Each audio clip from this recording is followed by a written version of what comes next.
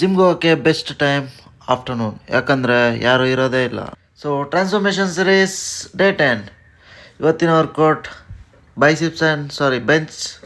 Chest and triceps, flat bench, barbell press, incline bench press 25 kg. Successfully failed. ಜಾಸ್ತಿ ದಿನ ಆದಮೇಲೆ try ಮಾಡಿದೆ, ಆದರೆ ಆಗಿಲ್ಲ. ಸೊ ಅದು ಮುಗಿಸ್ಕೊಂಡು ಕೇಬಲ್ ಫ್ಲೈಸ್ 12x3 ಸೆಟ್ಸ್ ಮಾಡಿಕೊಂಡು ನೆಕ್ಸ್ಟು ಪಂಪ್ ಚೆಕ್ ಮಾಡೋಣ ಅಂತ ಹೋದೆ. 25 kg ಫೇಲ್ ಆದೆ ಅಂತ ಬೇಜಾರಲ್ಲಿದ್ದೆ, ಆದರೆ ಪಂಪು ಒಳ್ಳೆ ಪಂಪ್ ಆಗಿದ್ದಿತ್ತು. ಓಕೆ, ಸೊ ಅದಾದಮೇಲೆ ಸ್ವಲ್ಪ ಪೋಸಿಂಗ್ ಸೆಷನ್ ಸ್ಟಾರ್ಟ್ ಆಗೋಯ್ತು, ನನಗೆ ಗೊತ್ತಾಗಿಲ್ಲ. ಆಮೇಲೆ ಟ್ರೈಸಿಪ್ಸ್ಗೆ ಸ್ಟಾರ್ಟ್ ಮಾಡಿದೆ. Close grip bench press 12x3 sets, then dips 12x3 sets ಮುಗಿಸ್ಕೊಂಡು ಕೇಬಲ್ ಓವರ್ ಹೆಡ್ ರೋಪ್ಸ್ ಅಂತ ಹೇಳ್ತಾರೆ 12x3 ಸೆಟ್ಸ್.